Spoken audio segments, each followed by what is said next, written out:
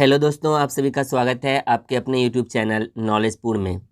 आज की वीडियो में फिर से मैं आपके साथ क्लास 10th इकोनॉमिक्स यानी अर्थव्यवस्था के चौथे अध्याय के ऑब्जेक्टिव प्रश्न को डिस्कशन करूंगा। मैंने आपको पिछले वीडियो में ही बताया था कि तीसरे अध्याय में ऑब्जेक्टिव क्वेश्चन उतना नहीं बनता है, इसीलिए हमने उस चैप्टर को नहीं लिया है और मैं आज आपके साथ चैप्टर 4 जो है हमारी वित्तीय संस्थाएं, हम उनके सभी ऑब्जेक्टिव प्रश्न को देखेंगे। इसमें मैंने उन सभी प्रश्नों को लिया है जो आपके एनसीईआरटी बुक में दिया गया है और प्रीवियस ईयर में पूछा भी गया है और आने वाले एग्ज़ाम में भी पूछे जाने की संभावना है। हमारी बस आपसे एक ही रिक्वेस्ट है कि आप इस वीडियो को शुरू से लेकर अंत तक देखिएगा। 100% आपका फ़ायदा होगा, 100%। ठीक है, चलिए हम पहले प्रश्न से शुरुआत करते हैं। हमारा आज का पहला क्वेश्चन है, गैर संस्थागत वित्त प्रदान करने वाला सबसे लोकप्रिय साधन कौन सा है।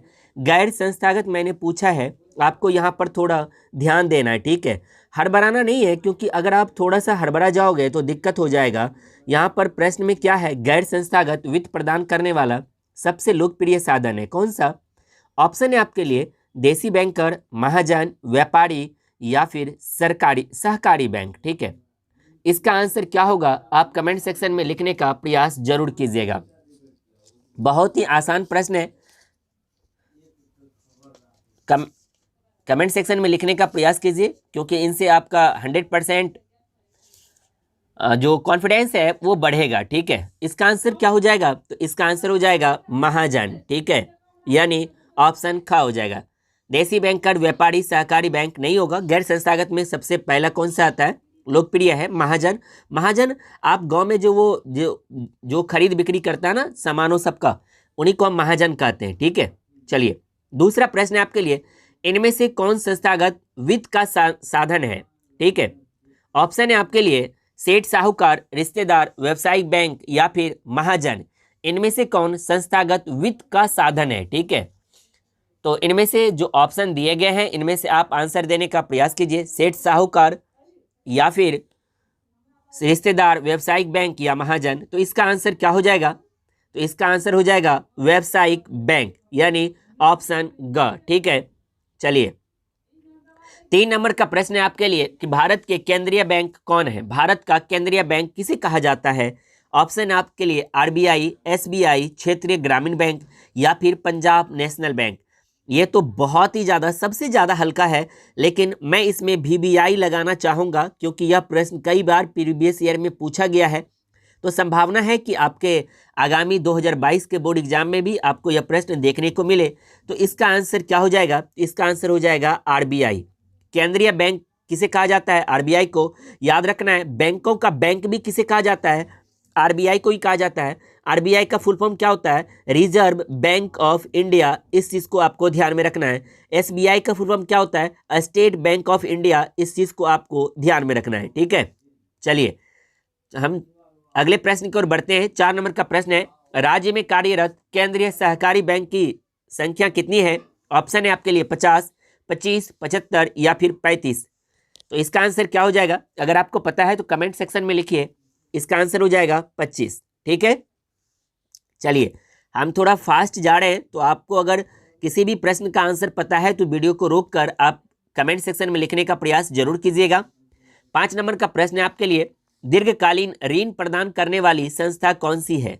कृषक महाजन, भूमि विकास बैंक, प्राथमिक कृषि साख समिति या फिर इनमें से कोई नहीं। यानी एनओटी का मतलब क्या होता है, नन ऑफ दीज। ठीक है, तो आपको इसका जवाब देना है। बहुत ही आसान प्रश्न है, दीर्घकालीन ऋण प्रदान करने वाली संस्था कौन सा है। तो इसका आंसर क्या हो जाएगा, ऑप्शन ख, भूमि विकास बैंक। ठीक है, चलिए 6 नंबर का प्रश्न है आपके लिए, भारत की वित्तीय राजधानी किस शहर को कहा जाता है। वित्तीय राजधानी पूछा गया है। यहाँ पर 80% बच्चे गलत करेंगे, वो सीधा समझेंगे कि भारत की राजधानी पूछ रहा है और वो आ जाएंगे दिल्ली को टिक करके और घर में बोलेंगे कि मैंने पापा तो सही बना दिया है, और ये सही करके आएंगे और वहाँ पे जो एग्जामिनर होगा जो चेक करेंगे वो इसको गलत कर देंगे। ठीक है, तो इसलिए आपको प्रश्न ना ध्यान से पढ़ना है। ठीक है, नहीं तो आपकी सारी खुशी गम में बदल जाएगा फिर। तो भारत की वित्तीय राजधानी किस शहर को कहा जाता है?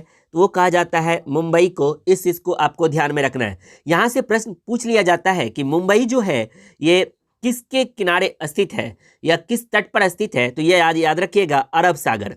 मुंबई कहाँ है? अरब सागर के तट पर स्थित है। इस चीज़ को आपको ध्यान में रखना है, ठीक है। उसके बाद आप जब यहाँ पर दिल्ली की बात आई है तो दिल्ली से थोड़ा हम दिल्ली को देख लेते हैं। तो दिल्ली के बारे में आपको पता होना चाहिए। पहले भारत की राजधानी कहाँ थी? तो भारत की राजधानी थी कोलकाता।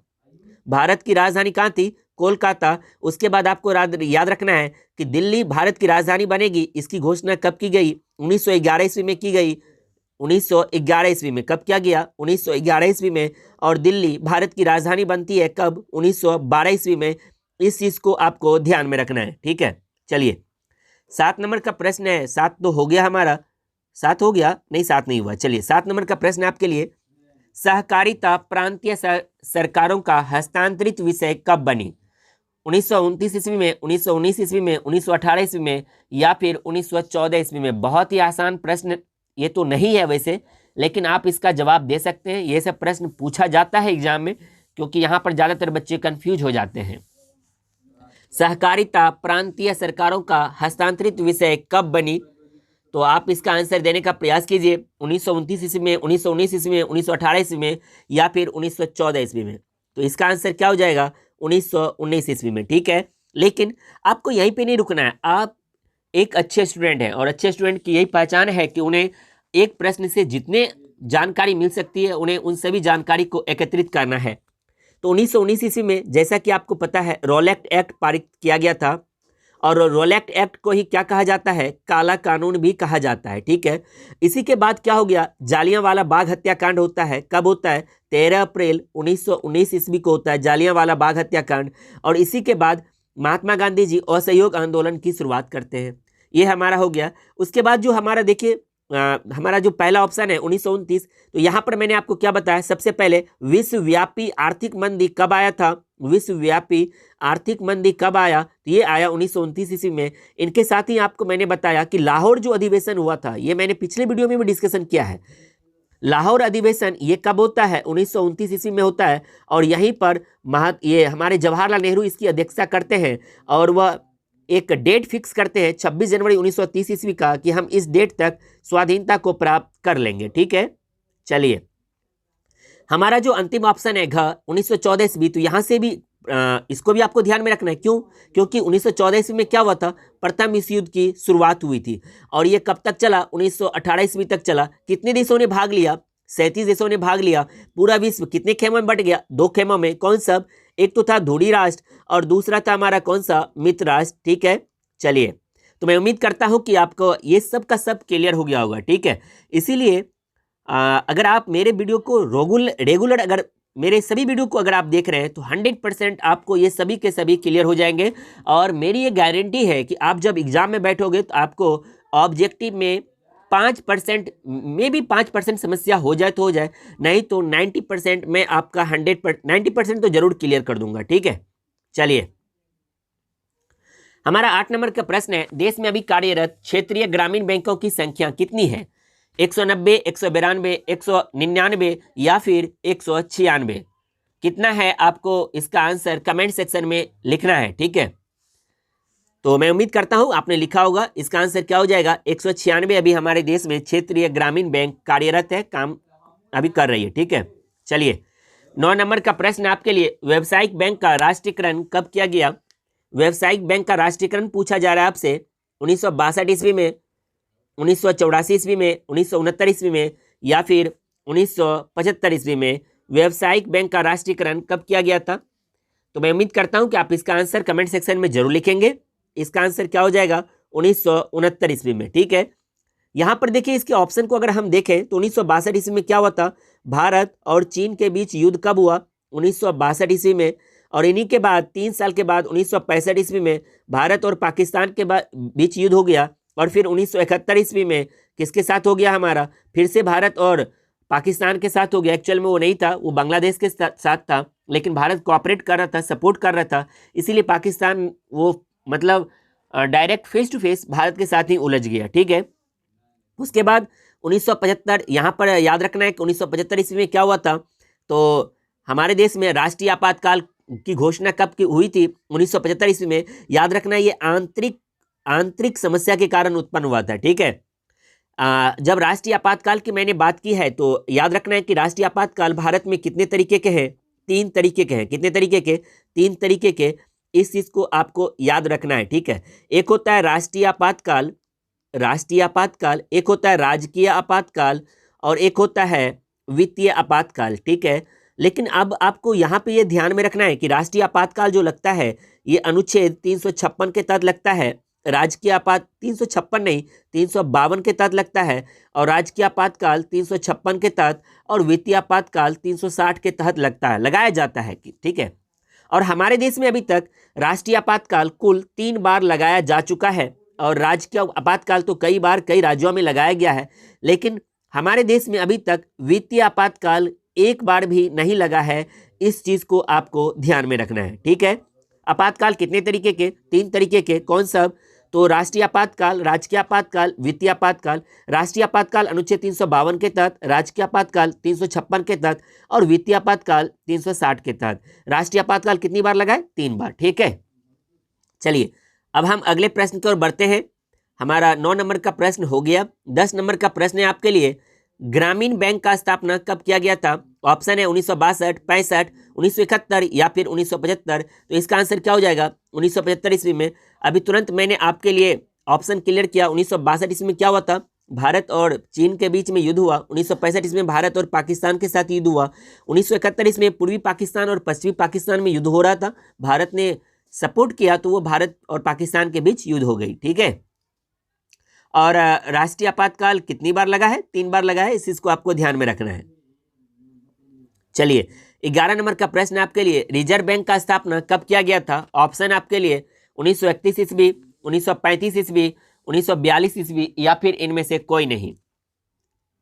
अगर आपको इसका आंसर पता है तो कमेंट सेक्शन में जरूर लिखिएगा। इसका आंसर क्या हो जाएगा? 1935 ईस्वी में। रिजर्व बैंक का स्थापना कब किया गया था? 1935 ईस्वी में। लेकिन आपको यहीं पर नहीं रुकना है। अंग्रेजों ने भारत पर शासन करने के लिए भारत शासन अधिनियम ये कब लाया था? तो 1935 ईस्वी में ही लाया था। आपको याद रखना है भारत शासन अधिनियम, ठीक है। भारत शासन अधिनियम, यहाँ पर ये बहुत सारे रूल लेके आए हुए थे। और जब हमारा संविधान बनना शुरू हुआ तो हमने इसी वाले से, जो भारत शासन अधिनियम जो लाया गया था ना, इसी से हमने बहुत सारे थोड़ा बहुत मेजर चेंज करके हमने अपने संविधान में ऐड किया है, ठीक है। और ये जो 1931 ईस्वी है, यहाँ पर याद रखना है कि द्वितीय सम्मेलन कब हुआ था? ये हुआ था 1931 ईस्वी में। इस चीज को आपको ध्यान में रखना है। 1942 ईस्वी में क्या हुआ? तो आपको यहाँ पर याद रखना है महात्मा गांधी ने कौन सा आंदोलन शुरू किया? तो महात्मा गांधी ने भारत छोड़ो आंदोलन ये कब से शुरू किया? तो ये शुरू किया कब? 1942 ईस्वी में। इस चीज को भी आपको ध्यान में रखना है, ठीक है। और आपको यहाँ पे यह भी ध्यान रखना है कि महात्मा गांधी ने यहीं पर एक आंदोलन दिया था, एक नारा दिया था, आंदोलन नहीं, नारा दिया था, डू और डाई, ठीक है, करो या मरो। लेकिन जैसा कि आप जानते हैं, मैं चाहता हूं कि आप लोग इसको फॉलो ना करें। आप लोग अब अपने लाइफ में फॉलो करें। क्या आपको अब अपने लाइफ में फॉलो करना है? डू एंड डू, है ना, do and do not die. करो और करो लेकिन मरना कभी भी नहीं है, ठीक है। चलिए अब हम 11 नंबर के 11 हमारा हो गया। चलिए 12 नंबर का प्रश्न आपके लिए, विश्व आर्थिक मंदी कब आया था? ऑप्शन आपके लिए 1926 ईस्वी, 1927, 28, 29। ये तो बहुत ही आसान है, कई बार डिस्कशन हो चुका है। 1929 ईस्वी में। आरबीआई का राष्ट्रीयकरण कब किया गया? ये प्रश्न बहुत ही ज्यादा वीवीआई आपके लिए, ठीक है। 1 अप्रैल 1953, 1 अप्रैल 1949, 26 जनवरी 1950 या 1949। तो इसका आंसर क्या हो जाएगा? तो इसका आंसर हो जाएगा 1 अप्रैल 1949 ईस्वी को। और 26 जनवरी 1950 ईस्वी को क्या हुआ था? संविधान लागू हुआ था। इस चीज को आपको ध्यान में रखना है। और 1949 में क्या हुआ था? हमारा संविधान बनकर तैयार हो गया था। और 26 जनवरी क्या हुआ था? मैंने आपको बताया ही था कि 26 जनवरी का जो डेट था, ये 1929 ईस्वी के लाहौर अधिवेशन में जवाहरलाल नेहरू ने 26 जनवरी 1930 ईस्वी का एक डेट फिक्स किया था कि हम यहाँ तक स्वाधीनता को प्राप्त कर लेंगे। हम लोग नहीं प्राप्त कर सके, लेकिन उसके बाद हमने उस डेट को रिमाइंड रखने के लिए हर एक साल हम लोग अपना इंडिपेंडेंस मतलब झंडोत्तोलन करते थे। फिर हमने जब 15 अगस्त 1947 को ही जब हमें आज़ाद कर दिया गया, तो हम इस डेट को याद रखने के लिए हमने अपना संविधान 26 जनवरी 1950 को हमने अपनाया, ठीक है। अपनाया नहीं, एक्चुअल में लागू किया गया हमारे देश में। चलिए 14 नंबर का और आज हमारा अंतिम प्रश्न है, स्वयं सहायता समूह में लगभग कितने सदस्य होते हैं? ऑप्शन आपके लिए 15 से 20, 20 से 35, 50 से 60 या फिर ऑप्शन घ है 40 से 50। ये बहुत ही आसान प्रश्न है। स्वयं सहायता समूह में कितने सदस्य होते हैं? लगभग 15 से 20, आपको ये ध्यान में रखना है, ठीक है। कितना होता है? 15 से 20 होता है, इस चीज को आपको ध्यान में रखना है। तो स्वयं सहायता समूह अभी आप जानते ही हैं गांव में बहुत ही ज्यादा पॉपुलर है।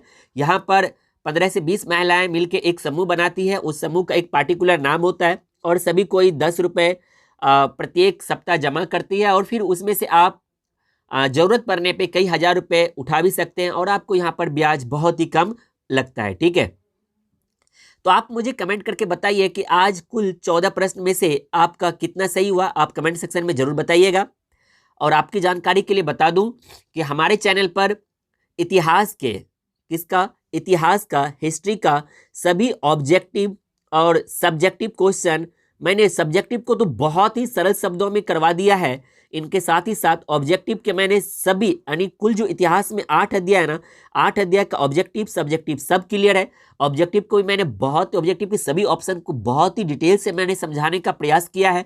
और आपका इकोनॉमिक्स का ये चौथा चैप्टर है, मतलब इनसे पहले 2 चैप्टर हो चुका है, तीसरे चैप्टर में कोई भी ऑब्जेक्टिव नहीं बनता है, इसीलिए मैंने उसको अटेम्प्ट नहीं किया और मैंने उस पर वीडियो नहीं बनाया। इनके साथ ही साथ मैं आपको इकोनॉमिक्स का सब्जेक्टिव का भी क्वेश्चन आपको वीडियो मिलता जा रहा है, तो आप रेगुलर वीडियो देखिए, 100% आपका फायदा होगा। अगर आपको आज यह वीडियो अच्छा लगा तो इस वीडियो के लिंक को आपको अगर अच्छा लगा है तो 20 दोस्तों के साथ शेयर जरूर कीजिएगा, 20 दोस्तों के साथ। अगर आप व्हाट्सएप अगर यूज करते हैं तो वहाँ पे लिंक को शेयर कीजिए। अगर आप फेसबुक यूज करते हैं तो अपने दोस्तों के साथ आपको टैग जरूर करना है, इस चीज़ को आपको ध्यान में रखना है, ठीक है। तो मैं उम्मीद करता हूँ कि आज के इस वीडियो से भी आपको फ़ायदा मिला होगा। अगर आपको फ़ायदा मिला तो इस वीडियो को लाइक जरूर कीजिएगा और कमेंट करके बताइएगा कि आपको क्या वीडियो से रियल बेनिफिट आपको मिल रहा है या नहीं मिल रहा है, ठीक है। तो आज की वीडियो में बस इतना ही, हम मिलते हैं अगले वीडियो में, तब तक के लिए जय हिंद, जय भारत।